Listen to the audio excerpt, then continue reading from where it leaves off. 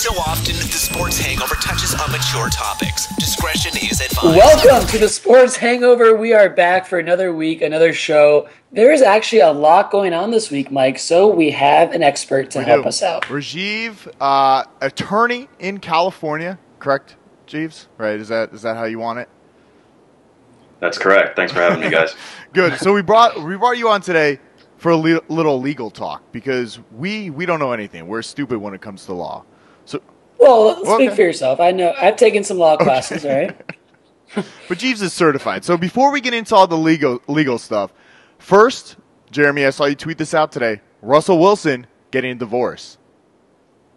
Well, I actually tweeted it out like 2 weeks ago, but our Twitter was like acting up today, which I think we figured that out at TSH Podcast. But yeah, Russell Wilson getting a divorce. He just married his wife in January of 2012, wow. So they were married just over 2 years, and this is just another lesson, I think, not to marry when you're young. What is the rush? So do you think they stayed together just because she knew he was going to go to the Super Bowl? Was it like kind of a emotional thing? I don't think she knew. I think after the Super Bowl, he was like, I am a Super Bowl winning quarterback. I can do better than you, bitch. And just dropped her like that? I didn't see this at all. I didn't hear anything about it. And then our Twitter feed went crazy, and I saw everything. It's interesting. The Seahawks announced it. They beat TMZ and everybody else. TMZ breaking up the sports news these days. But the Seahawks jumped the gun, and they announced it. Another fun thing, Jameis Winston cited for shoplifting at our favorite grocery store in Florida, Publix. He was stealing crab legs outside of Tallahassee. I have a source in Tallahassee telling me Jameis has been a punk all offseason as he's playing for baseball. Thinks he's a big man on campus after the Heisman. He's on the baseball team now. Twitter was blowing up today. I tweeted some pictures that I really enjoyed. And two of my favorite hashtags were memes, sure. Shellfish athlete is one. That. And then my favorite one, high bisque, low reward. I like it. Those are pretty good. That's pretty good, right? So Jameis is being a punk in Tallahassee, and he's got kicked off the baseball team for now, suspended from the baseball team. We'll see what happens to his football status. Mel Kiper said today his draft stock in 2015 is in jeopardy based on his character. But Jeremy, this brings us back to a bigger point. The athletes don't get paid enough. He had to go in there and steal crab legs because he was hungry. Yeah. Well, they don't get paid anything. No, you know I that. know that. It's finals week in Tallahassee, too, so maybe he was stressing out and just had to have some crab. You just go with the Publix sub. It's much more affordable. It tastes But you tasty. can't really steal it. I feel like it's harder to steal the Publix sub because somebody's there behind the counter making it for you. But they put in the wrapper. You still have to go to the register. If you hightail it. I mean, I've hightailed a couple times. Legally, we're not allowed to do that, right, Jeeves? That's not. Sorry, Jeeves. It's not allowed. Also. But hang on a second. Let's go with Jeeves, though, on the penalties, because it wasn't an arrest. It was just a citation, $30 fine, community service. Is that in line with the standard, or do you think he got off pretty good there? I think he got off pretty good. It depends how many times he's been an offender in the past. And then the legal rules would be completely independent of the university rules, so I don't know what's going on there. Didn't go to court for potential, rape. I mean, that was a pretty big deal. We should laugh about that. The Tallahassee police really botched that case back last year. Not good stuff. Never officially charged, if I recall correctly. No, he wasn't charged. Not enough evidence to prove that he was the rapist. A lot of people think he should have been. He probably should have been. Also, reports saying that Cowboys will figure out a way to get Manziel on the team. Thoughts? Yeah, I'm just sick of the mock draft stuff. The draft should have happened already. The draft is later this year. Let's go. Let's drop the BS. Manziel's not going to Dallas. I don't think that's going to happen. I think Houston's a possibility. If not there, Cleveland for sure. All right, let's get into it. What do you think? I think, they just signed Brandon Weeden a few months ago, right? They still have, what's his name? I can't think of his name right now. Romo. I mean, they could use a better quarterback. I mean, they have two old guys on the team right now. One has a back problem. One can't play quarterback. I mean, both can't, but. They both can't. They cannot. I saw something interesting on Romo. A Cowboys fan tweeted, and a Cowboys fan, I want to stress that, they tweeted, maybe we can record Romo saying something bad about black people, and then he'll be kicked off the team, which the Cowboys fans may enjoy. He's such a roller coaster, the Romo coaster. Woo! It's a lot over there. Cops are coming. All right. Now we get into it. Donald Sterling, this is the biggest story in not even sports news, all around the world. Donald Sterling. How do you guys, by now I think everybody knows the story. He hates black people, supposedly. His ex-wife or his girlfriend, whoever it was recording him in... Well, it's important to say girlfriend. He's still married to his wife. I think that's been swept under the rug. Why does he have a girlfriend if he's still married? True. Well, I mean, maybe they just don't want to get divorced. It's better money, right, Jeeves? Money-wise, better to stay together than get divorced. Well, you know what's actually ironic is that Donald Sterling started his career as a divorce lawyer, so he should know better. Oh. So he should have a good prenup, right? Yeah. But like, no one's talking about that. He's married to his wife. They were out to dinner the other night. They're still together. Why did he have this girlfriend in the first place? I don't know. But my question for you, Jeeves, why, all right, legally, this recording was recorded in private. Obviously, she planted this. She wanted this to be recorded and released. Legally, should he have been banned, and should the NBA have taken such a hard stance on him when this was in private? This was not like we're on a podcast talking about how we hate a certain race. He just did this in private, and he has like a mixed girlfriend. He employs colored people of all ethnicities, but this little tape came out that was recorded in private, and now he's banned for life. Right. That is a really important point that took place in private. See, the NBA has its own bylaws and constitution within which Donald Sterling will have to operate. And from what I've heard, there are some ethical constraints there. So that's why Adam Silver has the power to ban him for life. Now, the next step is they're going to try to force a sale of the Clippers by getting 3/4 of the owners. And you may say, of course everybody's going to vote for that. Otherwise, you may be seen as harboring a racist. But the interesting thing here is that this could set a precedent and set a slippery slope for the future. If you can get kicked out for this, then what's the next private conversation that somebody can be kicked out for? That's true. I mean, I think the clause for the owners in the contract is detrimental to the league, and I think that's clearly what Sterling is accused of here, at least by Adam Silver.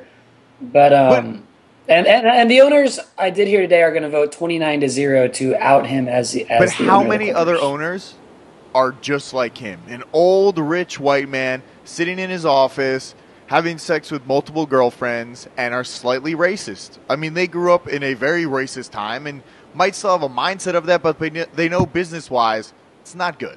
Not good at all. Mike, if I'm not mistaken here, it sounds like you're defending Donald Sterling. I'm not defending him. I just think it's not right that this tape was recorded in private and now he is in trouble for it. And I'm not saying I'm not a racist. I don't like what he did, but he shouldn't go around advertising that he's a racist. Keep it to yourself. It's clearly not okay what he did. Jeeves, if I'm not mistaken, the only crime committed here was by the woman, Vivian, who recorded him without his knowledge. Is that a crime in California? Yeah, it depends on state law, but actually she's claiming that he wanted all his conversations recorded because he's getting up there in age and he wants to remember what he's talking about. But, you know, that's the thing. The details of this case are all really still hazy.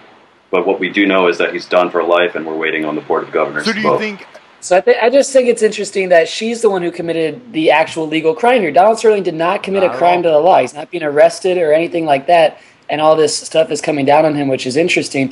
What I've learned throughout all of this is you can't say anything at any point anymore. In this age of technology, of iPhones and recorders and everything else, you can't say anything. Everyone's watching you. Everyone's listening to you. No matter who you are, Mike, me and you, if we're big time in 30, 40 years, something we say right now on this podcast could be used against us down the road. Look what happened to Paula Deen with the N-word statement and how her whole career came falling down, and she used that word like 25 years ago.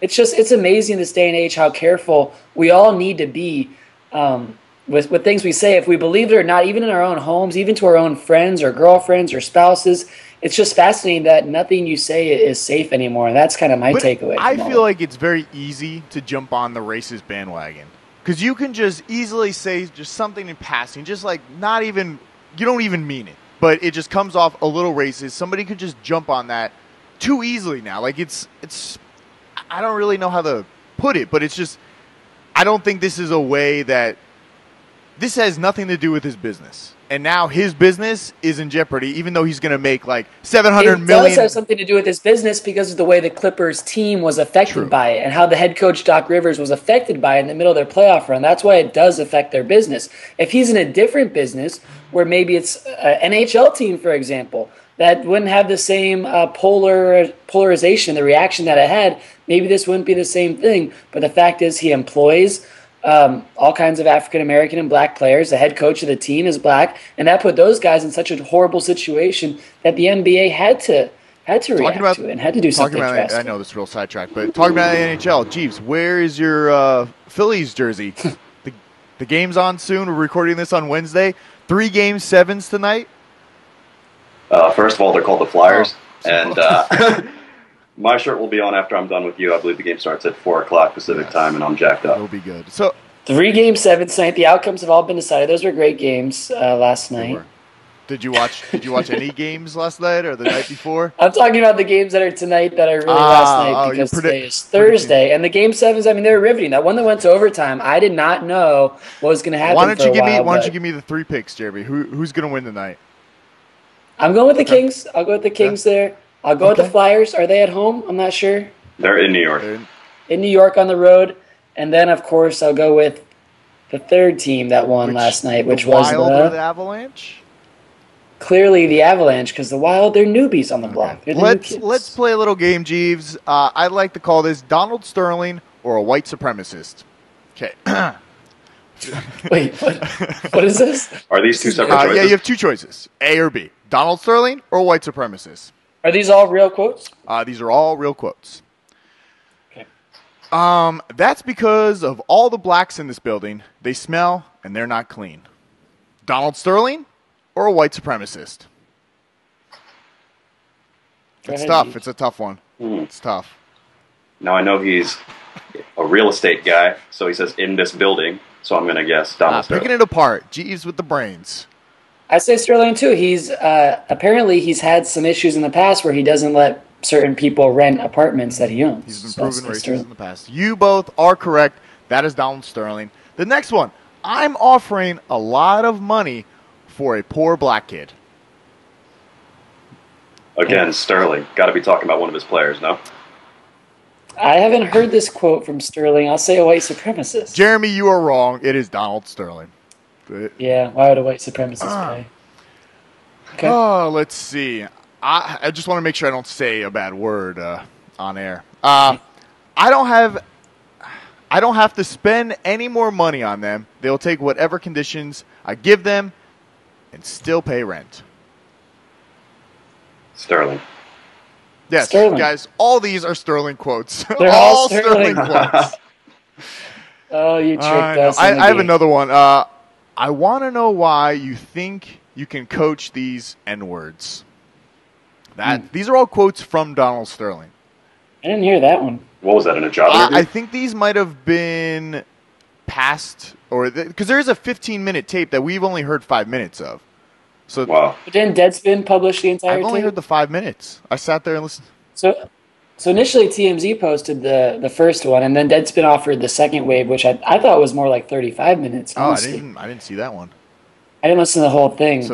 I heard that it was quite graphic at times. I just think it's interesting. Another thing here is that the 2 entities that broke this story were TMZ and Deadspin, 2 off-the-cuff news gathering places. Their blogs, their websites, they are very 2014-ish to be breaking news, which is interesting. So, Jeeves, question. Legally, can they force him to sell the team? That's what I want to know, because to me, it doesn't seem right. Even though he's going to make a ton of money from it, still doesn't seem right that he has to sell the team to, like, Frankie Muniz or Floyd Mayweather or Oprah or whoever wants to buy it.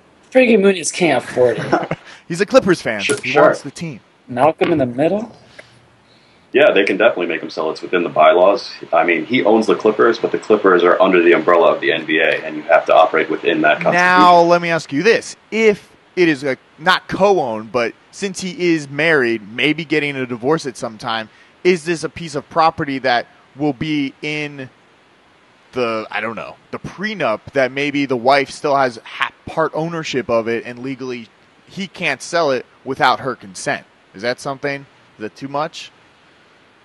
It'll depend on the structure of his prenuptial agreement, if he has one. California's community property rules tend to get a little complicated when it comes to a business. But consent shouldn't be an issue, but if it comes into play, he may have to split the proceeds. So as we're recording right now, Donald Sterling has not made a statement, a public statement, since all this broke. Jeeves, would you say that he's consulting with his lawyer team right now to try to come up with something, or why do you think he's been silent? If I was his lawyer, I'd advise him to stay silent as well. And he has a history of being particularly litigious, so I'm not surprised by this at all. And litigious means? He's willing to go to court and fight it out, no matter the cost. That's for our viewers. Obviously, me and Mike knew, but that's for our viewers. I got one for the Honeys, guys. This is totally random. Florida just proposed a bill that will allow people to carry guns in a zombie apocalypse. Will the guns kill the zombies? That's their thing. Now, Jeremy, our next segment, I don't know if you planned for this. I mentioned we might have a little what we're watching this week. Did you prep at all, or? I did prep for this. We're trying a new segment out, Jeeves. It's called What We're Watching, or something like that. We'll figure out the name sooner or later. Tonight, no one will see this until Thursday, but tonight, if you happen to catch this, which you probably won't, Wednesday night, three game sevens tonight, NHL big games. Last night was the Clippers game that I watched, which was the first basketball game I watched this whole playoffs. Now, how much of it did you watch? Well, I just got off the last 8 minutes. Very exciting last 8 minutes. That's pretty good. I like to turn on an NBA playoff game with about 5 minutes remaining. That's a good half hour of watching time at that point. Yeah, it takes a while. Also, Friday, I'm going to go see Spider-Man 2. Okay, so I have a problem with the actor playing Spider-Man. James Garfield or Andrew Garfield? Which one is it? Andrew Garfield. I think James was a president.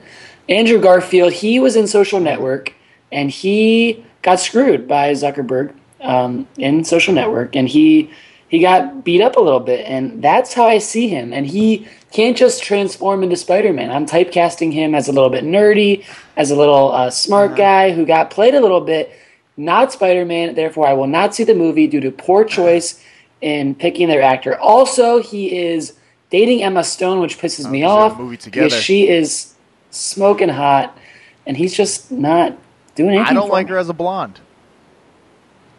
But you like Emma Stone. Yeah. This is Spider-Man 2, by the way, so you didn't like the Spider-Man 1, the revamp. But was he in Spider-Man 1? So I missed that. You totally missed that one. Sunday, Game of Thrones, and have you guys seen the new show, last week's news? With John Oliver, I haven't seen it yet. I heard it's really, good. really good. Really smart. He's a funny guy. That's a smart show. Is that an hour? Half an hour. No commercials. It's on HBO. Of course. So what I'm watching is I've acquired, so I can't afford HBO right now, but I have acquired an HBO Go information, so I'm going to start watching the season of Girls, which I enjoy, which I have not seen yet, and I'm going to open my eyes to a series that I did not watch, but everyone talked about all the last few months, True Detective, which I haven't seen. I'm excited to begin watching that. I'll be watching that this weekend. Sounds like you have a big weekend plan, Jeremy. Jeeves, watching anything? I know this is kind of throwing it out there, but I know you watch some stuff. Game of Thrones, of course, but I'm really digging the new Fargo on FX. I really like it. It's nice. It's a good show. Don't expect it to be like a movie. I have a short attention span. The first episode was like an hour and 45 minutes. I couldn't get through it. Yeah, a little barrier to entry, but get over that hump, and it's really good. I also started watching The Wire on HBO. Oh, good choice, man. I've been really trying to just get through. I got through the first episode, and I got to continue on. It's tough. First season's in standard def. It's not good. Oh, how old is it? Pretty out. 2002, 4, 3, somewhere around there. All I know is Omar's a badass. Omar's all right, Jeeves. Thanks for coming on the show. Do you have Twitter? Do you have anything you want to put out? If we have a law problem in California, will you represent us? We'll talk. How can people reach you? How can you can find me on Twitter at Rajiv K. Mittal. I'm sure you'll put that in the comments somewhere.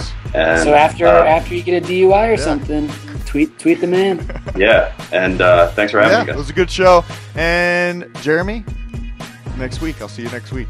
If we don't get molested, arrested, or abused, we'll be back next time. Whoa, Jeremy busting out the cards.